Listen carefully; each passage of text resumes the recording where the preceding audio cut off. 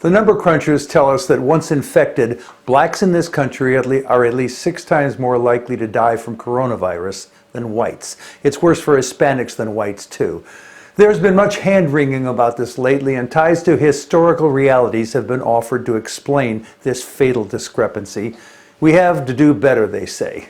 But actually, no, we won't do better. We never do. Here's an analogy. Sandy Hook happened and it punched us in the national gut, because these were little children whose bodies were ripped apart by bullets from an assault rifle.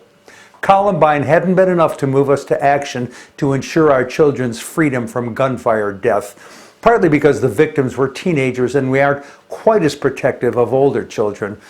And the Pulse nightclub slaughter didn't move us to action either because, hey, they were just gays.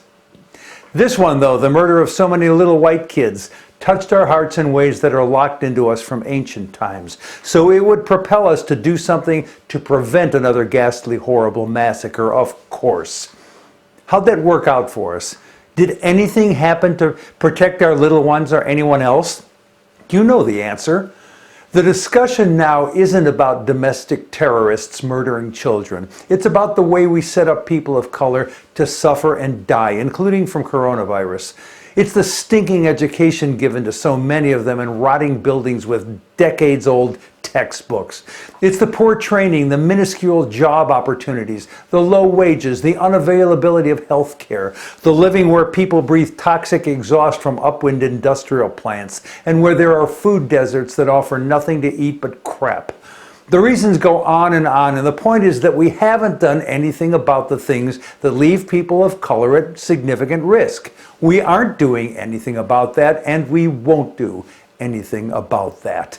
Whites will be a minority in this country in just a few years, and there's a mad rush to suppress non-whites in order for the soon-to-be white minority to retain power, like the blatant voter suppression efforts in red states. We're incrementally becoming South Africa, and apartheid will be our culture. Those in power are carrying on our 400-year tradition of suppressing others. America is Europe-centric, white, Christian majority country. We tolerate others, but only barely.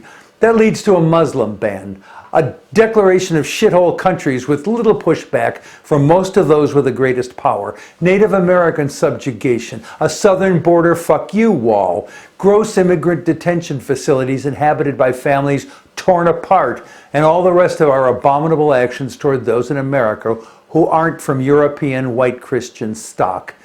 Some relative few wail in protest, but as with our gunning down of first graders, those in power steadfastly do nothing to make things better. So, with this coronavirus ravaging the world, with our body count into the tens of thousands and likely headed to the hundreds of thousands, with our commander-in-chief pushing to get us back out and infecting one another soon because a temporary goose to the Dow is good for his re-election chances, with the same orange buffoon saying we'll be lucky if we hit numbers of dead in the hundreds of thousands, and he doesn't care that a disproportionate number of our dead will be non-white.